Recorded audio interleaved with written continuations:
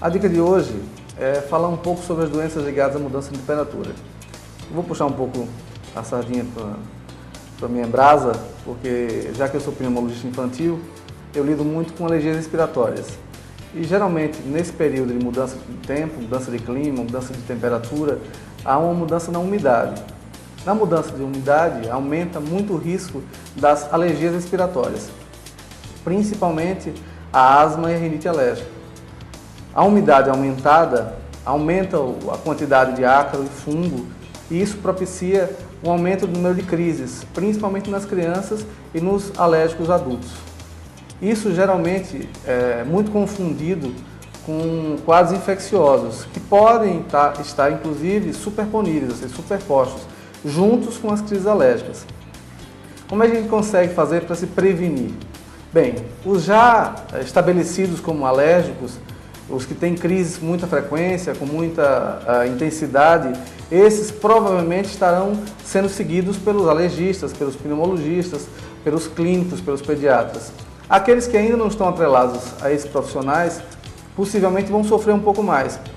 Por quê? Porque geralmente eles não estão com cobertura preventiva medicamentosa a fim de evitar essas crises ou a intensidade e a severidade dessas crises durante esses períodos. Afora as alergias respiratórias, existe o risco das doenças infecciosas virais, as famosas gripes, resfriados, né, que são muito ligados aos períodos chuvosos. Como existe uma aglomeração, uma tendência a maior aglomeração em ambientes fechados, nos períodos chuvosos, então esse risco de passagem de vírus de pessoa a pessoa aumenta muito, principalmente nas creches, nos orfanatos e nas escolas. Né? Não é à toa que as crianças pequenininhas, as menores de 3 anos, sofrem muito nessa época, porque principalmente não tem sistema imunológico completamente formado. Além disso, elas entram muito cedo na escola e ficam expostas a toda essa gama de agentes infecciosos. Afora as infecções e as alergias respiratórias, existe o risco por causa da quantidade de sol. Né? Fora tem a mudança de tempo em relação à chuva, à umidade, existe o tempo quente, o sol em excesso, onde as crianças e os adultos mais idosos sofrem bastante.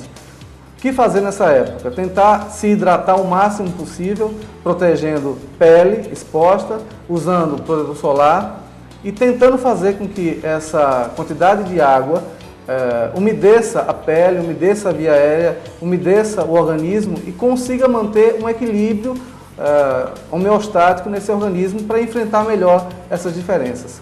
Finalizando, assim dessa forma a gente consegue manter um nível de saúde mais adequado, consegue viver melhor.